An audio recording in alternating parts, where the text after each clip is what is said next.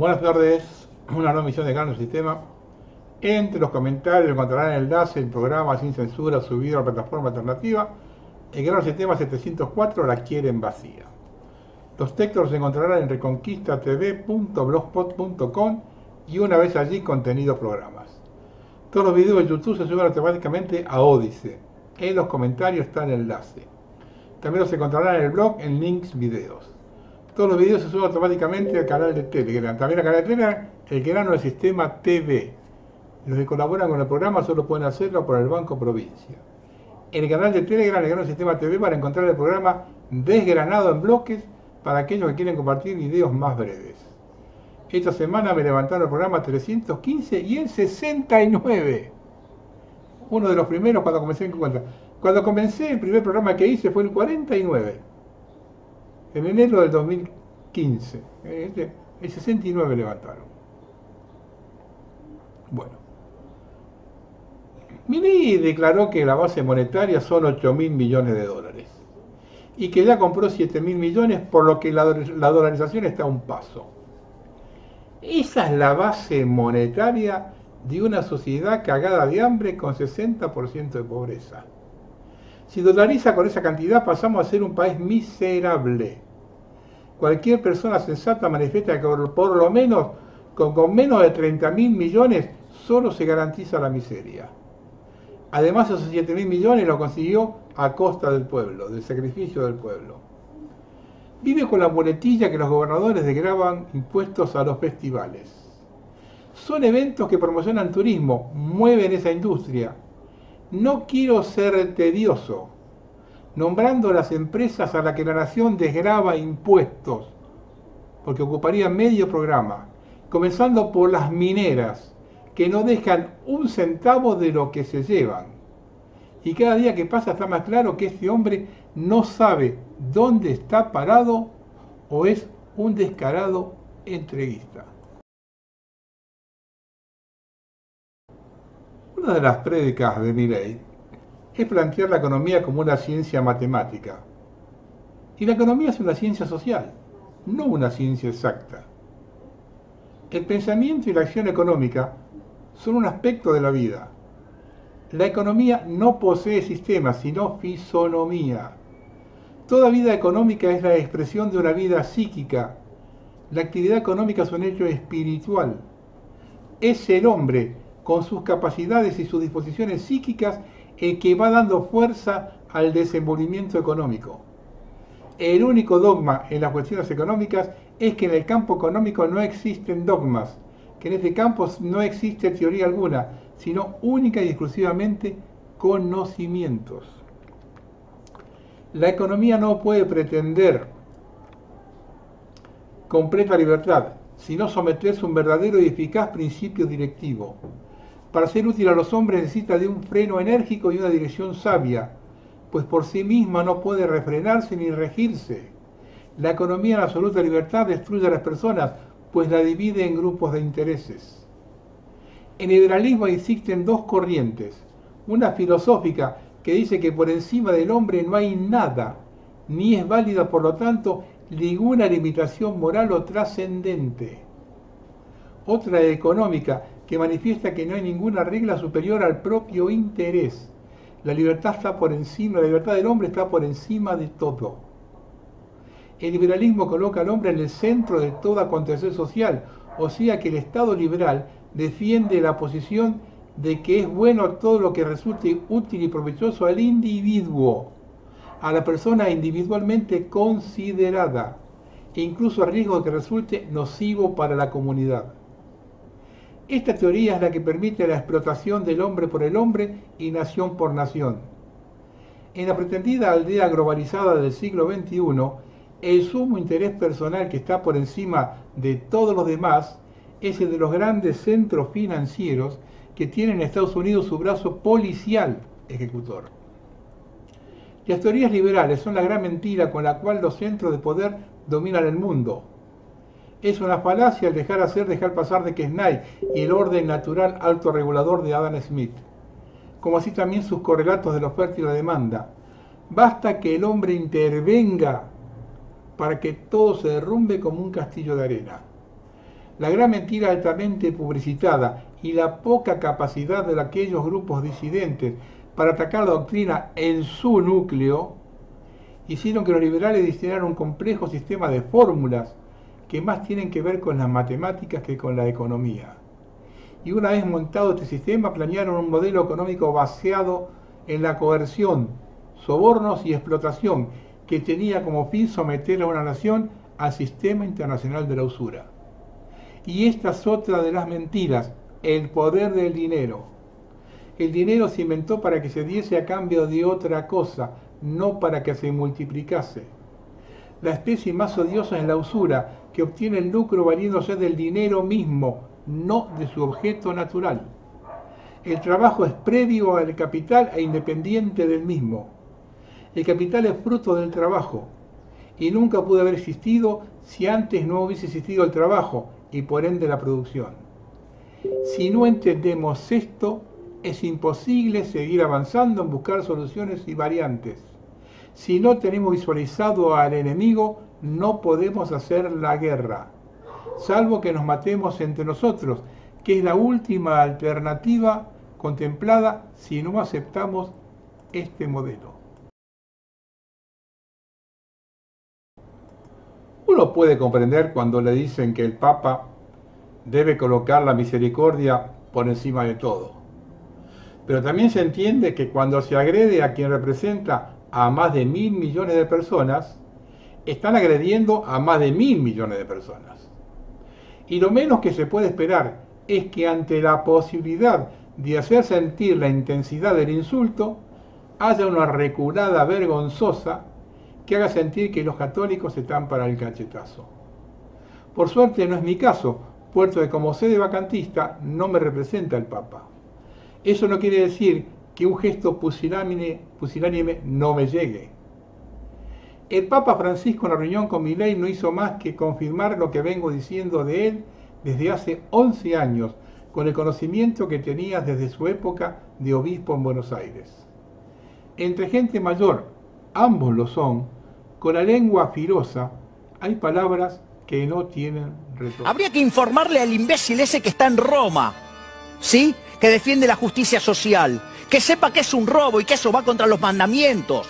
El Papa, sí, lo voy a decir de frente, es el representante del maligno en la tierra, ocupando el trono de la casa de Dios. ¿Vos sabías que el Papa impulsa el comunismo? Te va a sacar tus hijos, te va a sacar a tus hijas, digamos, te va a sacar, digamos, tus mejores campos, te va a sacar tus burros, te va a sacar todo lo mejor, ¿para qué? Te va a esclavizar. Entonces no tengo ningún problema en decir lo que digo del impresentable que está en Roma. Pasar de ser el representante del maligno a el argentino más grande de la historia no es gratis para ninguno de los dos. Milei queda como un arrastrado ante que tiene que arrodillarse después de lo que dijo, y Francisco como un pusilánime a quien después de ser tratado de imbécil e impresentable debe recibirlo con honores y una sonrisa. No hay una estrategia de parte de los dos, sino obediencia. Ambos se subordinan a la Agenda 2030 y los subordinados saben dónde tienen que meterse sus principios, si es que lo tienen, o atenerse a las consecuencias. Ahora estamos realmente complicados. Suponíamos que estábamos bajo control de los peregrinos del Mar Muerto, lo que de por sí es muy serio. Pero si a eso le agregamos la pata vaticana, transitamos el camino más corto a la Agenda 2030. Un país que vive de décadas de saqueo por la misma clase dirigente que gobierna hoy, con la promesa de sacarse de encima esa clase dirigente, ha cometido la más grande estafa al pueblo argentino. Cualquiera de los otros candidatos que compitió en las generales de octubre, sabíamos dónde nos llevaba. La gente votó un cambio, pero un cambio que lo haga vivir mejor, no que potencie su decadencia. Y no vengan a decir que avisó lo que iba a hacer, porque se cansó de gritar que el ajuste lo pagaba la casta, no la gente. Mintió como el peor. En estos meses se ha conocido realmente lo que es el hambre. Solo debemos comparar. El sueldo mínimo de Camboya es el equivalente a $194. El sueldo mínimo en Argentina es equivalente a $180 oficiales. Camboya es un país que tuvo una guerra civil de 500.000 muertos, posteriormente 4 años de genocidio de Pol Pot, con alrededor de 2 millones de muertos, y más de 10 años de lucha con ocupación vietnamita. Nosotros no hemos pasado ni por el 1% de lo que pasó Camboya. Pero evidentemente la casta política es capaz de provocar el mismo daño o peor. Y si hay alguna gente que la defiende de uno y otro lado y nos trata de cualquier cosa a quienes la desenmascaramos. El país hace agua por todos lados y el presidente se va 10 días y gobierna por Twitter. Tiene tanto tino para enviar fotos que manda un tratado de turismo en el Coliseo. En tanto que hay gente que ya no come, otra que lo hace una vez por día, el sistema público de salud a punto de colapsar y no se sabe si comienzan las clases. Mientras Milei y Macri boludeaban en Europa, miles de personas estuvieron durante días sin luz con 40 grados de temperatura. El presidente declara que aborrece el Estado, pero la empresa que lo dejó sin luz es privada. Y como desactivaron los controles, a joderse. Total, a ellos no les toca. Va al lugar de los hechos el ministro Wolf, y cuando la gente quiere hablar con él le responde que no tiene nada que hablar. Mi sueño es ver el momento que esa soberbia se la metan en el culo. Están tirando demasiado de la cuerda. Observen a la casta libertaria cómo se mueve. Oscar Sago, jefe de la bancada de diputados, ubicó a sus 2 hijas en el Estado. Melina Juliana Sago le hizo entrar al gobierno de la ciudad en la Dirección de Programación, Control y Presupuesto Contable. Y Julia Sago como auxiliar de servicio. ¿Hasta cuándo el pueblo va a seguir tolerando esta gente? Ahora nos venimos a enterar que los medios de transporte tenían subsidios, sin los cuales los boletos costarían alrededor de $1, o un poquito más de $1, valor internacional por cierto. Qué bueno esto de los subsidios, porque los empresarios recibían el valor equivalente a un boleto en el primer mundo, pero como no se sabía, podían decir a sus empleados que no podían aumentar el sueldo porque el valor del boleto era muy bajo, un valor de un país del tercer mundo. Esto también acontece con los exportadores, que facturan en dólares, pero tienen costos en pesos. Por eso no les interesa que la gente se cague de hambre. Ellos exportan todos, y acá que coman mierda. Estos son los empresarios a los que Milei dice que hay que dejarlos moverse en absoluta libertad. En un supermercado de España se encontraron los mismos productos, mismas marcas, que se venden aquí al mismo precio o más baratos, cuando ya tienen ingresos 4 o 5 veces mayores. Reitero, estos son los empresarios a los que Milei les quiere quitar los controles. Con los fuertes aumentos en el transporte, quizá a muchos ya no les convenga venir a trabajar si tiene que viajar mucho. Esto no puedo dejar de relacionarlo con lo de las ciudades de 15 minutos. Van a tratar de desalentar estos desplazamientos ciertamente. Hay algo más, con eso de cobrar menos con las tarjetas SUBE registradas. Quieren controlar todos los desplazamientos seguramente, controlados por el celular y controlados por la tarjeta SUBE. ¿Me equivoco cuando planteo que el camino tomado es directo a la Agenda 2030? Si todavía les queda alguna duda, el secretario de Agricultura Fernando Aguilera acordó en Berlín con otros 60 países darle más impulso a la Agenda 2030, privilegiando una agricultura más sostenible y que le dé mayor espacio a la mujer. Consejo a los chacareros y a la sociedad rural, vayan preparando los tractores. Por si aún no lo entiende, la semana que viene llega a Buenos Aires el secretario de Estado de Biden, Anthony Blinken, para reunirse con Milei. La agenda de temas anunciada es bastante clara: gobernabilidad, minerales críticos, mejora del comercio e inversión. Ante la pérdida de respaldo popular, el régimen busca sostenerse bajo el dominio yanqui. Blinken es el que dijo que se tiene que terminar la agricultura y la ganadería en el mundo. Prepárense los chacareros a vender por 2 mangos la tierra y empezar a matar animales.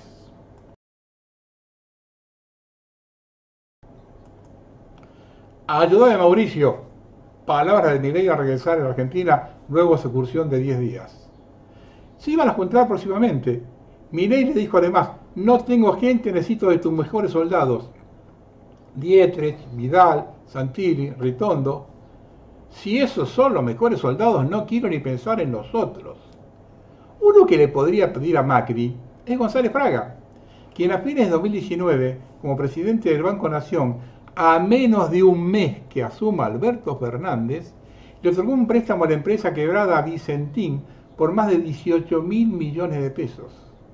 Ese monto representaba el 20% de la responsabilidad patrimonial computable del banco, un porcentaje que superaba los límites de concentración fijados en los estándares de Basilea y puso en riesgo las finanzas de la entidad.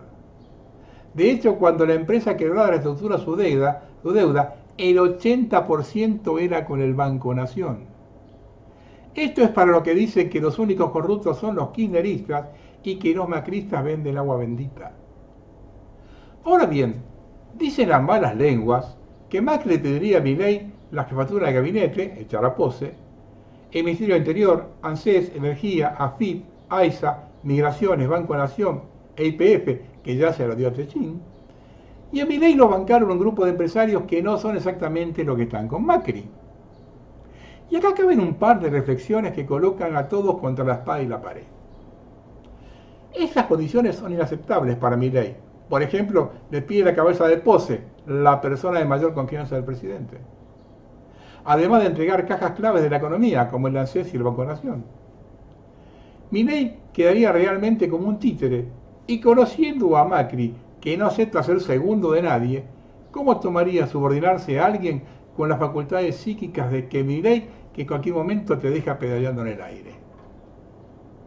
El jueves se difundió la noticia que Milei no había arreglado con Macri. Pregunto, ¿puede seguir solo con 33 diputados, todos los gobernadores e intendentes en contra por su culpa? Y acá cabe otra pregunta. Milei no envía un mango a las provincias. ¿Puede quedarse la nación con todos los recursos en base a qué ley? Son impuestos nacionales coparticipables que se pagan en todo el país. La nación no tiene un territorio propio que atender. Cuando se creó la nación argentina, quedó bien establecido que las provincias eran preexistentes. Pasándose todo por el culo, no se construye nada. Como respuesta a esta negativa de Milei, Macri le dijo, si no arreglás con nosotros no pasás de marzo. Ahora, si no hay acuerdo, ¿cuánto dura Milei? ¿Y cómo sería la situación a su caída? En tal caso, en ese momento, puede caer el sistema y los arrastraría a todos. Por eso la pregunta que se hacen hoy muchos políticos y empresarios es, ¿para abajo? ¿En voz baja? ¿Cómo nos sacamos este tipo?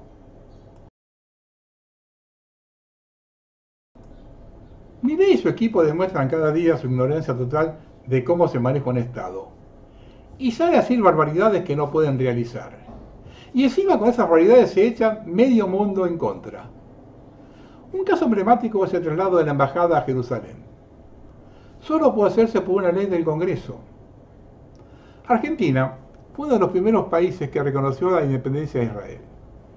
Pero Perón era un zorro viejo y conocía bien las discordias que se dieron en ese momento y las vio venir la del futuro. Por ello, cuando reconoce la independencia, lo hace por una ley del Congreso donde especifica que la embajada se radicará en Tel Aviv.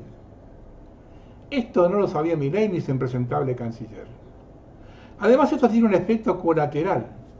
Esa medida de Milei puso los pelos de punta de todo el mundo musulmán, que son alrededor de 57 países que siempre votaron a favor de Argentina cuando se trató el tema Malvinas.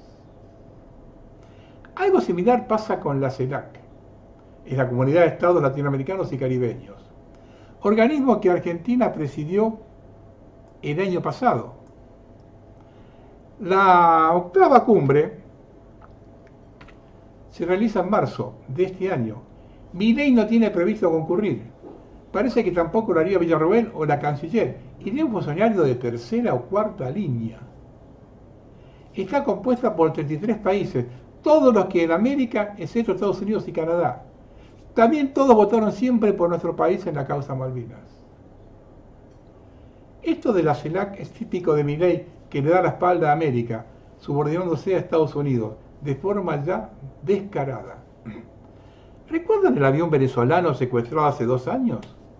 Pues fue entregado a Estados Unidos. Hemos llegado a esta situación en nuestro país por ser colonia inglesa o yanqui. Parece que le gusta a muchos más de los que pensamos. La trampa de Luis Caputo. ¿Por qué en enero tendría equilibrio fiscal? El ministro de Economía, Luis Caputo, anticipó que el sector público nacional tuvo equilibrio fiscal en enero, sin necesidad de que estuviera aprobado el paquete impositivo que retiró hace una semana. No obstante, estacionalmente, el primer mes del año tiene bajo déficit, o incluso superávit.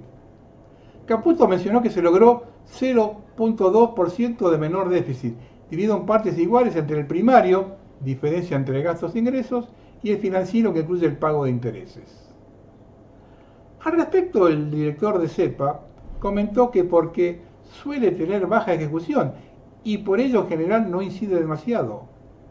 Así indicó que el primer mes del año no suele tener déficit sensible, porque básicamente solo se pagan salarios y jubilaciones. En ese sentido, Fernando Morra, economista de Sudamericana Visión, coincidió en el que el resultado fiscal de enero no suele ser representativo del desempeño fiscal del año. En 6 de los últimos 10 años, 2013, 14, 16, 17, 18, 19 y 21, se registró superávit primario en ese mes, que luego se transformaría en déficit durante el resto del año. Otro elemento a tener en cuenta es que el gobierno está trabajando con el presupuesto del 2023 prorrogado. Todavía tiene las partidas viejas y los ingresos no. Según datos de la Asociación Argentina del Presupuesto y Administración Financiera Pública, para el 2024 están autorizados créditos por 37 billones, casi lo mismo que el año pasado. Según datos de la consultora analítica, en enero las erogaciones primarias de vengada sumaron 2,8 billones, 36% menos que el 2023. De esos, 1,5 billones correspondieron a jubilaciones y el PAMI y gasto de personal en 500.000 millones.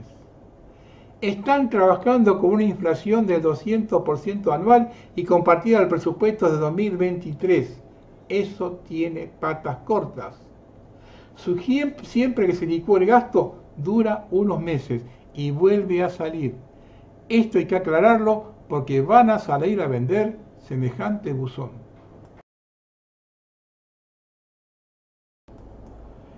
En estos días van a dar como un gran triunfo el descenso del déficit fiscal.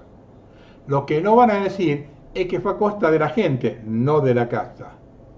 Vamos a algunos ejemplos. El más clásico y conocido es la licuación de las jubilaciones. Ahí ya tienen un punto de déficit fiscal. El Fondo Monetario le pidió bajar 4. Él quiere bajar 8. Ahí ya tiene 1. Milei recortó a 0 el envío de dinero al hospital Garrahan, lugar referente en la pediatría y donde se tratan de enfermedades muy complejas. Garrahan depende 80% del financiamiento del Estado. También cortó a 0 la partida de los hospitales de Florencio Varela y Esteban Echeverría. Milei entra en el delirio peligroso digno de un dictador, ajusta a los débiles. Hay contrasentidos en la política de mano dura de Patricia Bullrich.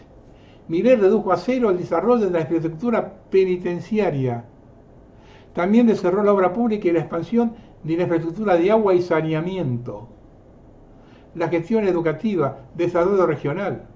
Además, como está trabajando con el presupuesto 2023, que tuvo 200% de inflación, las partidas que envía ya no tienen sentido.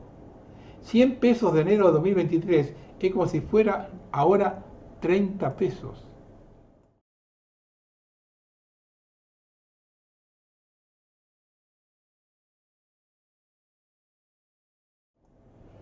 Milei suspendió la atención médica para niños que padecen cáncer. Al mismo tiempo cerró en todo el país las oficinas que se dedicaban a la entrega de medicamentos oncológicos. Ni Videla se atrevió a tanto.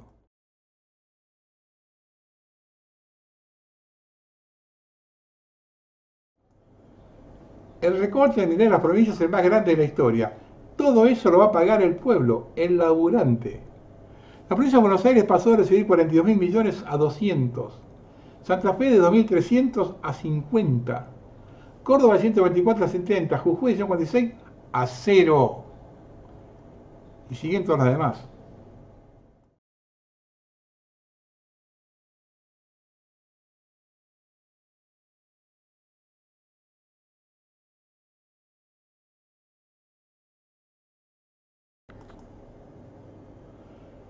Mientras le dicen que no hay plata y atacan a Lali Espósito, el gobierno de Javier Milei le regaló a Mirta Legrand 50 millones de pesos para que haga su programa Mar del Plata. Así toman de estúpido al pueblo, le regalan la guita del Estado a sus amigos.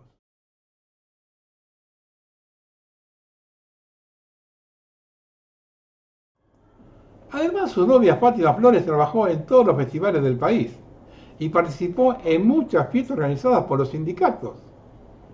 Ya estás mirando fuera del tarro.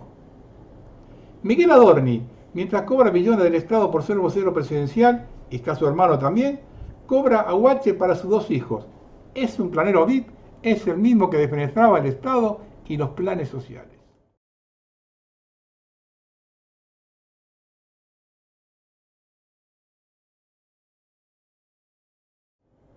Mientras los periodistas del régimen le dicen que Milei se pagó su bolsillo el exclusivo Hotel Ambascitori en Roma, en su declaración jurada dice que solo tiene $20.000 y 4 millones de pesos. Es decir, $24.000. Nos está mintiendo. Milei pagó el hotel de lujo con la nuestra. La declaración jurada del presidente tiene muchas inconsistencias. Cocina que pasé solo $24.000, pero hace un año dijo que vivía de sus conferencias para que cobraba $25.000. O no ingresó a esas conferencias, o hacía una por año, o tira manteca al techo. El primer caso es un delito, el segundo una mentira, y el tercero lo pinta como mal administrador. Elijan ustedes. La hermana declara un patrimonio de 300.000 pesos. Está en la pobreza. Mientras su visita al Vaticano tenía un role de $15.000 y un vestido de $6.000. ¿Discípula de Cristina?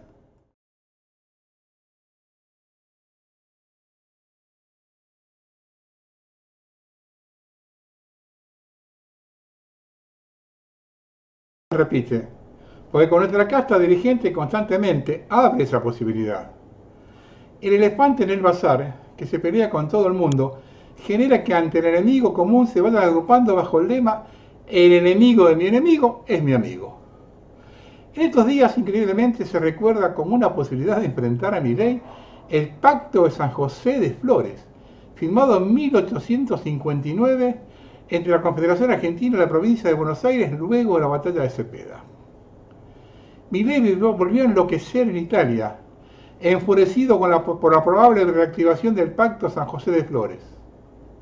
El pacto es viable, ya que los gobernadores pueden derogar la ley que quieren. Las provincias son preexistentes a la nación. Puyaro y La Yorra le llamaron a Kicillof y le propusieron activar el Pacto San José de Flores, que es liquidar los granos de Santa Fe, Córdoba y Buenos Aires a través del Banco de la Provincia de Buenos Aires, ya que por preexistencia no paga impuestos a la nación. Es increíble que se esté hablando de esto. Con Milei todo es posible. Hacen agua por todos lados. Mientras Patricia Burri gasta millones en operativos de represión y Jorge Macri quiere que le paguen lo que rompieron, cuando se entere que quienes quemaron los basureros son los infiltrados de la Policía Federal se caen de culo. Se pasaron de rosca los infiltrados. Esto es venta de humo. Patricia habría llamado desesperada a la justicia para que no se investigue. Por otro lado, nuevamente la ministra de Seguridad Burri quedó expuesta con el asesinato de un hincha de Chacarita en medio de un enfrentamiento entre barras. Puso a cargo de la seguridad deportiva a pendejos sin experiencia, como Francisco Berlín, ex chofer de 25 años. ¿Les suena lo de los ex choferes?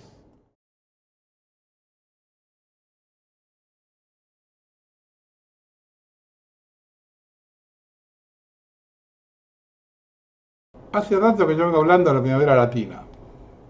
Venezuela despliega su ejército en bases militares con tanques y vehículos blindados en las fronteras de Guyana en preparación para la elección de la región del Esequibo. Según informes de WSJ, el ejército venezolano ha desplegado grandes fuerzas militares y está formando un gran contingente militar, incluidos tanques, vehículos blindados de transporte de personal y barcos armados con misiles, cerca de su frontera con la vecina Guyana. El ejército venezolano está emplazando ahí tanques ligeros, lanchas patrulleras equipadas con misiles y vehículos blindados de transporte de personal. Recordemos que Venezuela ha confirmado su deseo de reincorporar la región del Esequibo, rica en petróleo, alrededor del 70% del territorio ocupado por Guyana, citando la existencia de una disputa fronteriza histórica que contradice la posición del arbitraje en La Haya. El presidente de Guyana, Irfan Ali, anunció planes para una reestructuración de la Fuerza de Defensa de Guyana, invirtiendo en equipos centrados en tecnología, activos y colaboración con países aliados, mientras se enfrenta una disputa fronteriza territorial con Venezuela. Mientras tanto, John Finner, uno de los principales asesores de política exterior del presidente Joe Biden, quien estuvo en Guyana a principios de febrero, dijo que ambos países estaban cooperando profundamente para ayudar al país suramericano a preservar sus fronteras.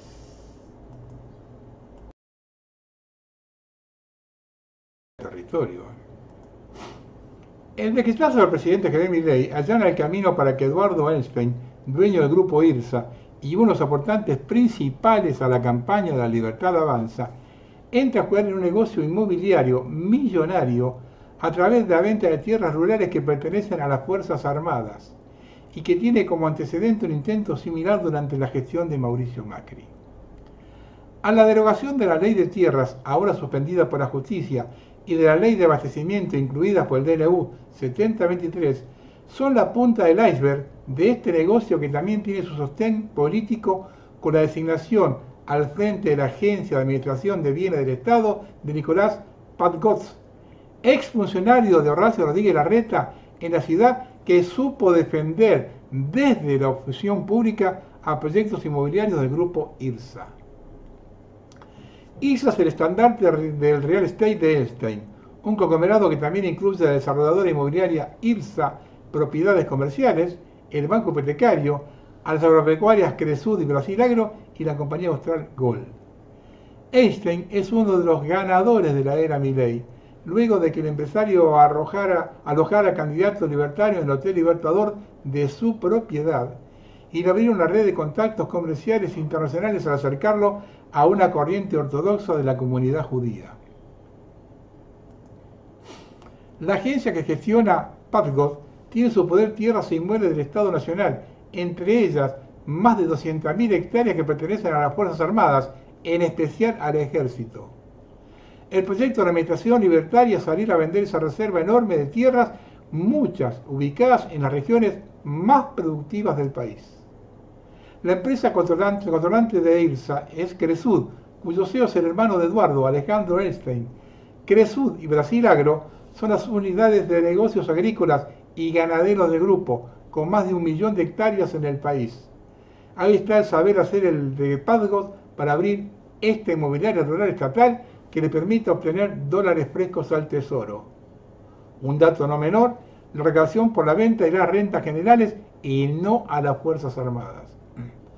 Durante la transición entre la administración de Alberto Fernández y la de Milei, un empresario conversor que le consultó al nuevo titular de Fabricaciones Militares, Hugo Pascarelli, cuántas hectáreas reúne esa empresa que el gobierno libertario incluyó entre las posibles a privatizar. Hay un particular interés por el valor inmobiliario de Fabricaciones Militares porque tiene 5 plantas distribuidas en Córdoba, Villa María, Río Tercero, Azul en Buenos Aires, San Juan y Santa Fe, Luis Beltrán. La Fundación Pedemonte presentó uno de los 3 recursos de amparo ante la justicia federal contra el artículo 154 que frena la derogación de la ley de tierras incluida en el decretazo. Muchas de las tierras de las Fuerzas Armadas están localizadas en la zona de seguridad de frontera. Por eso la remonta a Campo Los Andes y 1000 hectáreas en Valle de Uco, Mendoza, que Macri quiso vender de prepo en 2017 y la justicia y nosotros se lo impedimos, dijo Mauro Queirolo, politólogo integrante de la comisión de la Fundación Pedemonte.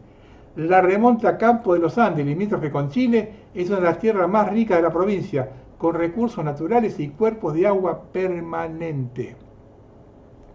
Queirolo advirtió que el asunto sobre la propiedad extranjera de la tierra es sin dudas la clave del mega DNU. Es el mayor peligro y consideró que no es un fenómeno estrictamente económico. Se relaciona con el poder nacional y la política internacional. La pugna por los recursos naturales, nuestro territorio ocupado por los ingleses en el Atlántico Sur y la futura repartición de la Antártida. En la causa de Campo Los Andes no vimos un negocio, en todo caso el negocio era una máscara para un fin político-militar, afirmó Queirolo y agregó, la derogación de la ley de tierra sirve para avanzar la destrucción del Estado-Nación y la formación de otros estados en el actual territorio nacional.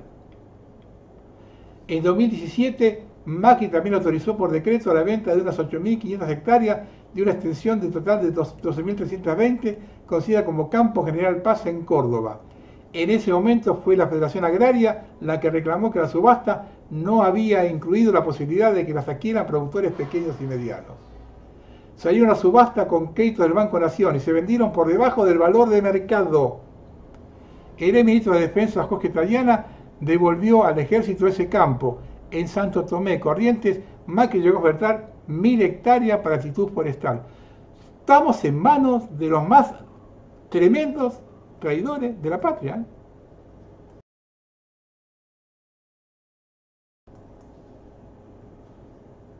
Productores de productores de San Luis, denuncian que el uso de aviones rompe tormentas, interviniendo de esa manera sobre la naturaleza para evitar las lluvias. Señalan al clan Rodríguez A, empresas ligadas a dirigentes políticos y la compañía norteamericana Water Modification Inc. Company. Cientos de denunciantes, agricultores y vecinos de la zona advierten las consecuencias por la falta de lluvias, como ríos, diques, lagunas con faltantes de agua o secos que repercuten en cantidades de animales muertos. Las acciones fueron de presentaciones reiteradas ante la justicia, como también campañas con el lema "Dejen llover, basta de romper tormentas". Water Modification Inc. Company, según su sitio web, ofrece varios servicios desde programas operativos para aumentar las precipitaciones, aumento de la capa de nieve, supresión de granizo, disipación de niebla. Cabe recordar que el mismo problema lo presentaron productores de la provincia de Córdoba el año pasado, cortando la ruta 38 en varias ocasiones, reclamando que dejen de pasar los aviones sobre tormentas. También hubo reclamos en San Juan, Mendoza, La Rioja y Jujuy. En Anguincilla, Catamarca, todo el pueblo se reunió por primera vez en 2014, alertando sobre las fuertes sequías y explicaron que cuando han visualizado una acumulación de nubes de respeto tormentoso, una avioneta las intercepta disolviendo de esa manera la tormenta.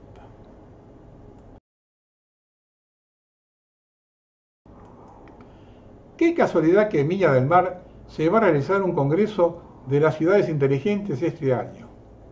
Vean el video, le quité la música por los derechos.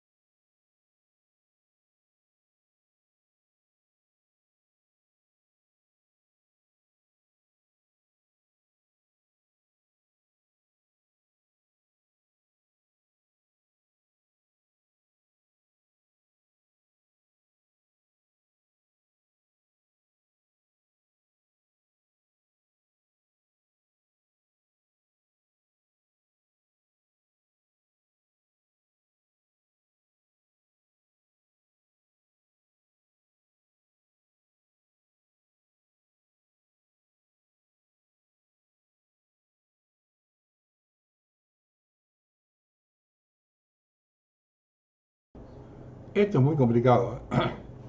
Existen pruebas de la implicación del gobierno ucraniano y de la OTAN en la organización y dirección de los grupos criminales Fénix y White Angel, dedicados al secuestro ilegal de niños y su posterior traslado a Occidente. Las formaciones paramilitares ucranianas engañaron a los padres, amenazando a los disidentes con la confiscación de niños y participaron en ejecuciones extrajudiciales. Según dos fuentes de la Fundación para Combatir la Injusticia en Ucrania, en marzo del 2022, Iván Bakanov, ex jefe del Servicio de Seguridad de Ucrania, autorizó tácitamente a la organización Fénix a llevar a cabo evacuaciones forzosas de niños de territorios cercanos a zonas de guerra y dio orden directa de tomar las medidas más duras posibles contra los ciudadanos que no estuviesen dispuestos a entregar voluntariamente a sus hijos durante las denominadas evacuaciones.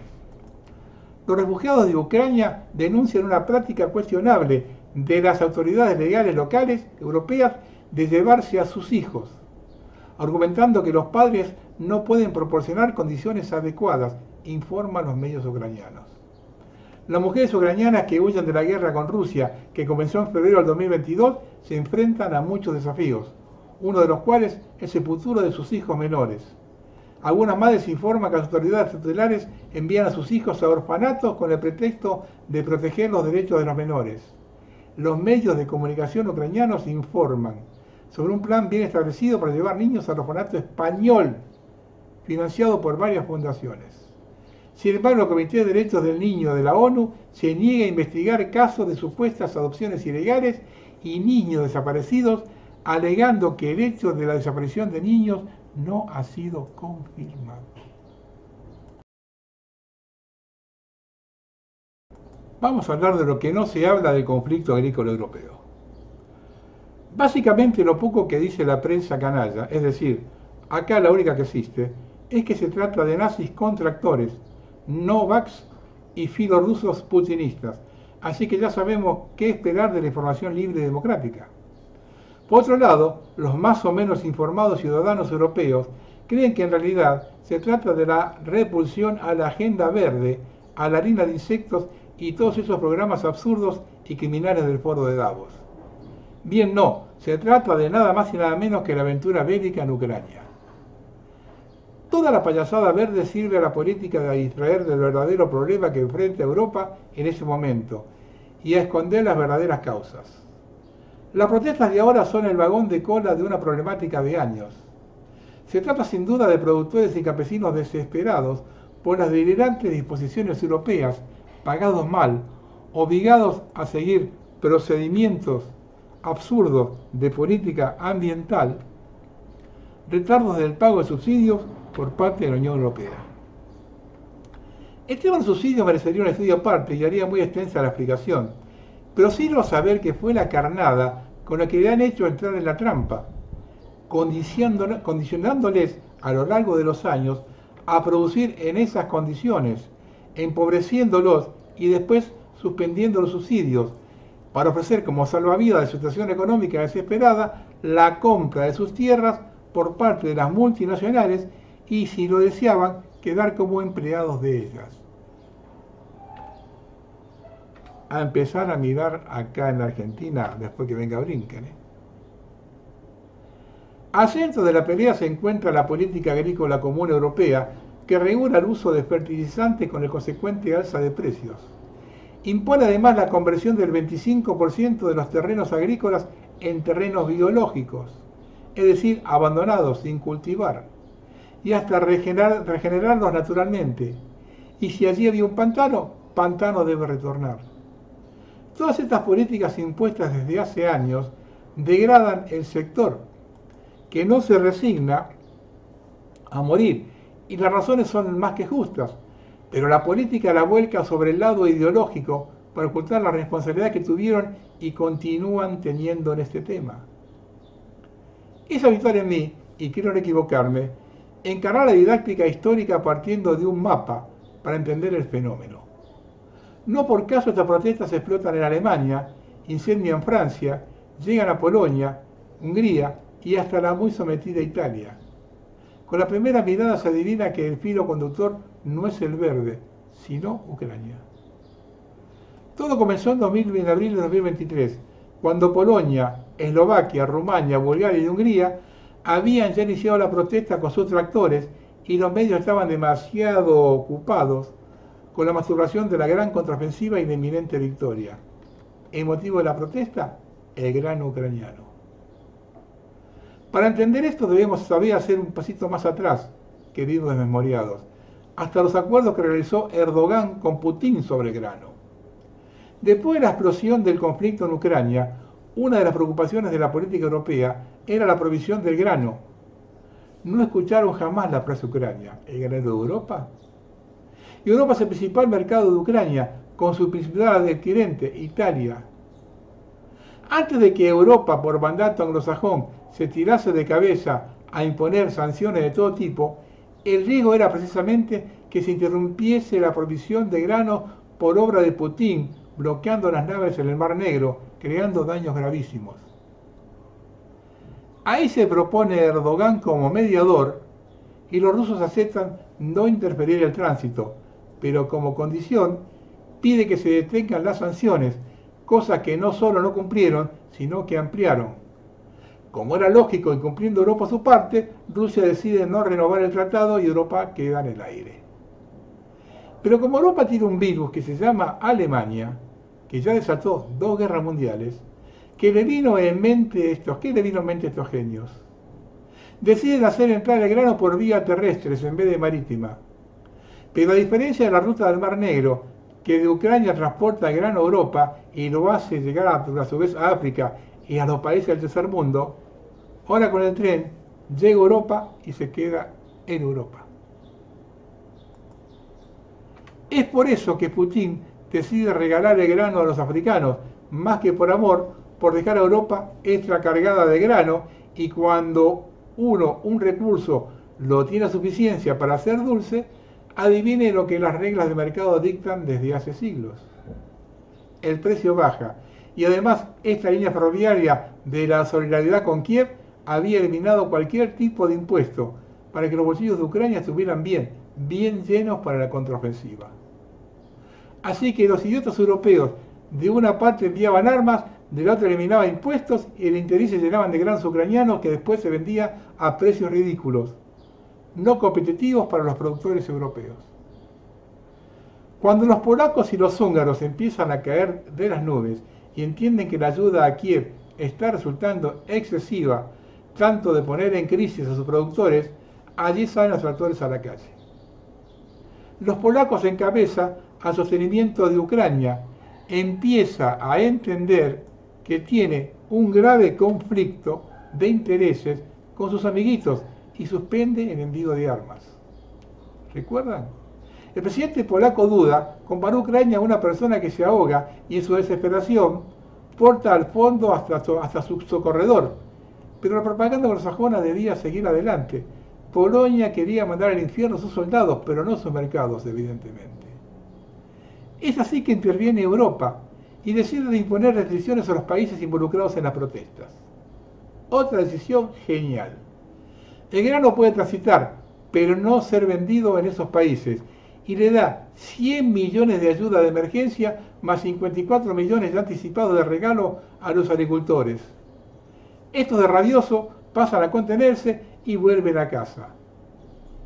Tienen un tumor y le meten una curita. Ahora, si Kiev continúa a no pagar, continúan a mandarles armas y la ayuda cuesta siempre más. La sábana es corta y se tapa los pies o la cabeza.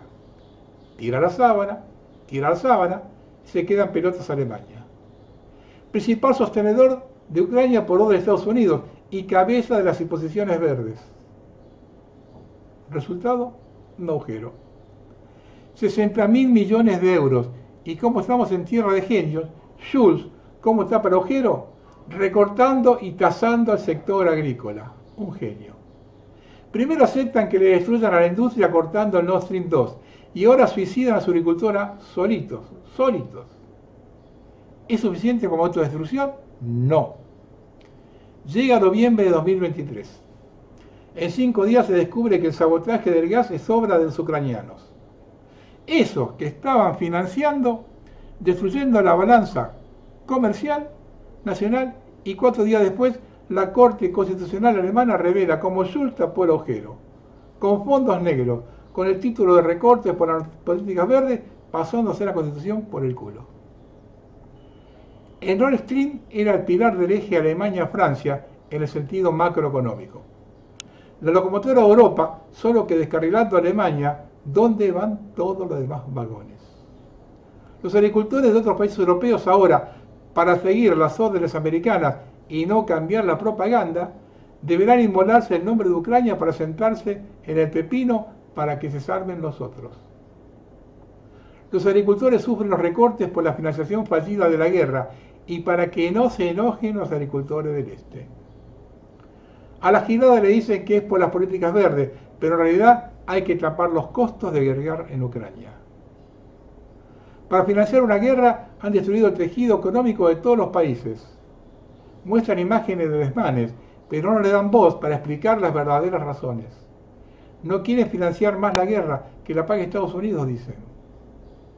Mientras Bruselas era asediada, los parlamentarios europeos dentro decidían de enviar otros 50.000 millones de euros a Ucrania. Ese es el problema, no la harina de grillos. Le darán un caramelo como a los otros y el problema verdadero seguirá creciendo, solo que al próximo giro estos estarán todos fundidos. La clave, la harina de la paz que viene de Ucrania, donde ni un metro cuadrado de tierra pertenece a otro que no sea BlackRock y sus socios. La política de tierras por armas ya está sellada. Rusia no invadirá los terrenos de las multinacionales jamás. No sé si fui claro. Esencialmente está más o menos todo. Hay solo que no olvidar los hechos para poder coligarlos. El secreto es que no hay secretos.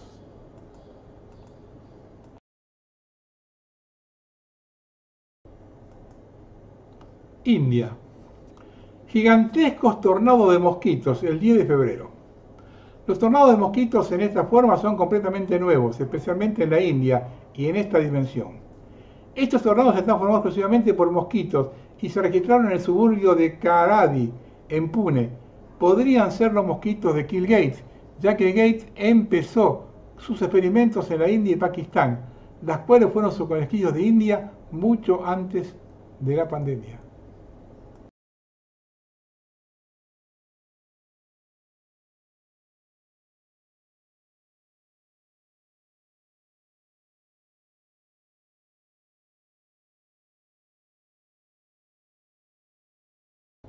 Algunas apostillas de un siglo maravilloso. La embajada de Francia fue incendiada en la República Democrática del Congo. El país africano sufre lo que podría considerarse un genocidio donde las potencias occidentales se pelean por la riqueza del país en cobalto y demás minerales requeridos para dispositivos tecnológicos, entre otros. Lamentable que no hay medio occidental corporativo y alternativo que vuelva la mirada hacia ese lugar. Poco a poco comienza a publicarse las atrocidades que sufren los congoleños.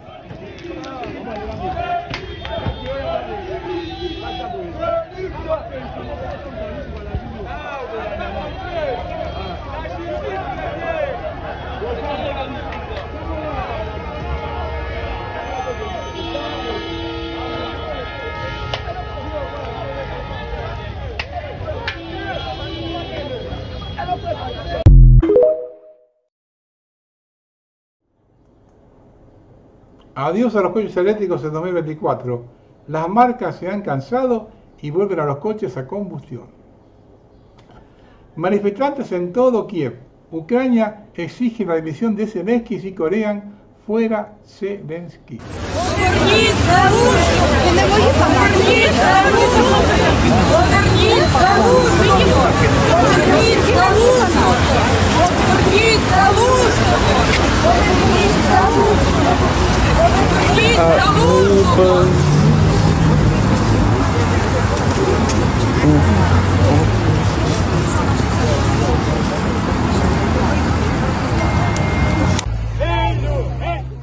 En Tel Aviv, manifestantes bloquearon carreteras y quemaron neumáticos pidiendo la dimisión de Netanyahu.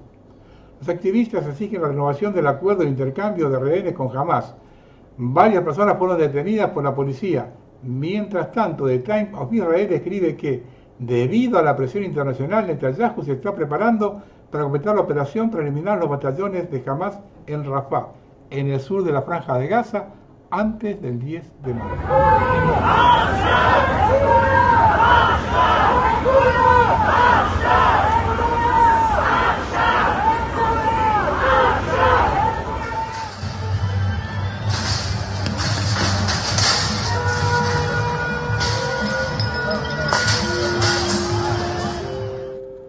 Los agricultores protestan no solo en Europa, sino también en la India.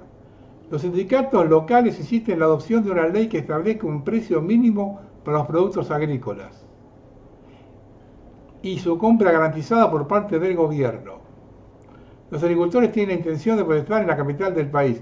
También se levantaron barricadas en las fronteras con los estados de Cairán, Uttar Pradesh, y la policía utilizó gases lacrimógenos en una de las protestas. Recuerden que los fuentes están en los textos. A raíz de esto, medios israelíes citando fuentes egipcias, las tribus del Sinaí amenazan con ir a la guerra con Gaza si Rafah cae en manos del ejército israelí. Estamos hablando del centro de refugiados. Los fans de Apple están empezando a volver su visión Pro. Para algunos compradores, la luna de miel ya ha terminado. La gente se queja de dolores de cabeza, mareos y del peso del dispositivo. Siguen los medios franceses. El régimen de Kiev intentó atraer al presidente francés Macron a Ucrania para asesinarlo y luego culpar de su muerte a Rusia para atraer la atención de los medios de Nueva Ucrania y aumentar la ayuda financiera y militar de Occidente. Según una fuente cercana al Consejo Nacional de Inteligencia, ese intento fue frenado por los servicios secretos franceses, que lograron interceptar la correspondencia y la llamada de los participantes en la posible provocación.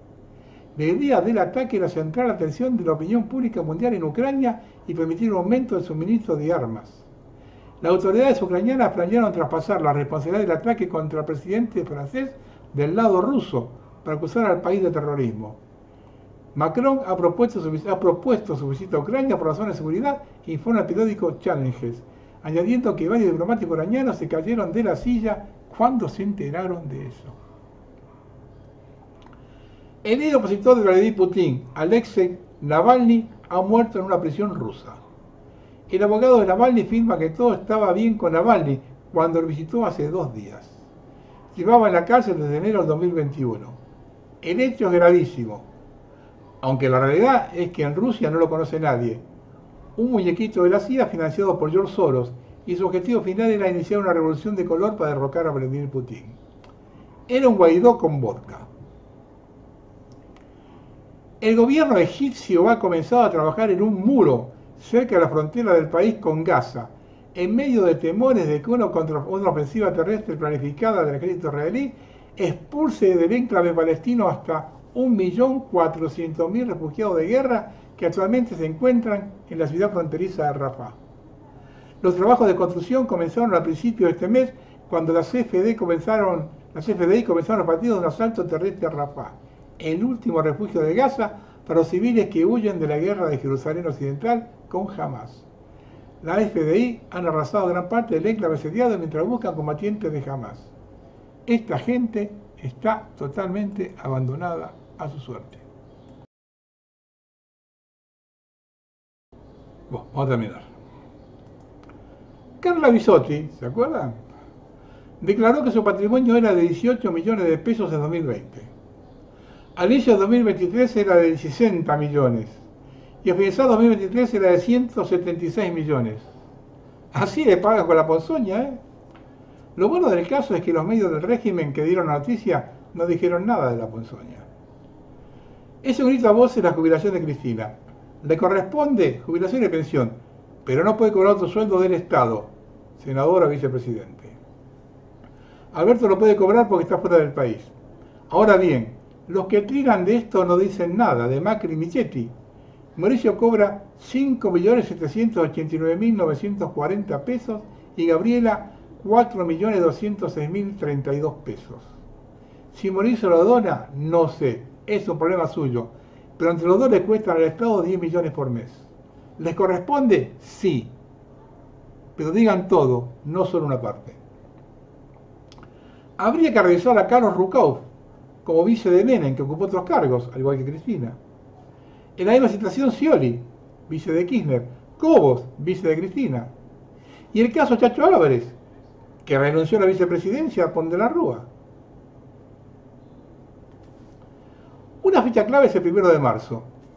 Ahí sabremos si el presidente acude a abrir las sesiones del Congreso como establece la Constitución o se la pasa por abajo. Y en tal caso, como nunca pasó, no se sabe qué es lo que se puede hacer. También sabremos si comienzan las clases. Lo que busca es que la culpa la tengan otros, no él. Pero es el gobierno nacional que le está provocando el conflicto. No se puede gobernar con el apremio permanente y cumplir objetivos con el sacrificio ajeno. Y menos aún, querer manejar el país por Twitter. Eso hizo Trump, así le fue. Algo que pinta a Milei de cuerpo entero, mostrando su perversidad. Y que el ajuste lo paguen los que menos tienen, es parte de su forma de pensar y ver las cosas. Realmente odia al pueblo. Minutos antes de la medianoche del miércoles, y luego de que el INDEC revelara que el índice de precios del consumidor de enero estuvo ubicado en torno del 20,6%, el mandatario difundió un artículo previsto con un título contundente. Por el apretón monetario, inflación y recesión, ahorristas venden dólares para llegar a fin de mes. El texto hace énfasis en que en las cuevas no hay compradores, sino que todos son vendedores, miembros de la clase media que se están desprendiendo de dólares para poder mantener su nivel de vida o llegar a fin de mes. En medio de la escalada inflacionaria y la pérdida de poder adquisitivo consecuente. Hay que ser muy mal parido para apuntar allí. Y no hacer absolutamente nada para quienes se robaron el país y se la llevaron afuera. Lo que sucede es que quienes lo hicieron están en su gobierno, son socios políticos o aportaron para su campaña. A partir de marzo no correrían más los servicios de larga distancia de ferrocarril, porque ha cortado los fondos. Ha liquidado todo aquello que usan los de menos recursos. Una muestra más para quien gobierna y a quienes vino a cagar. El pueblo, las clases bajas, son peronistas o de izquierdas. Hay que liquidarlas, hacerlas mierda. Mientras ratifica el ajuste a la educación pública, vía, entre otras cosas, congelamiento presupuestario y elimina fondos nacionales destinados a escuelas de todo el país, el gobierno nacional prorrogó la reducción de contribuciones patronales para los colegios privados y anunció ayuda económica para las familias de clase media que no pueden afrontar la suba de cuotas de la educación privada.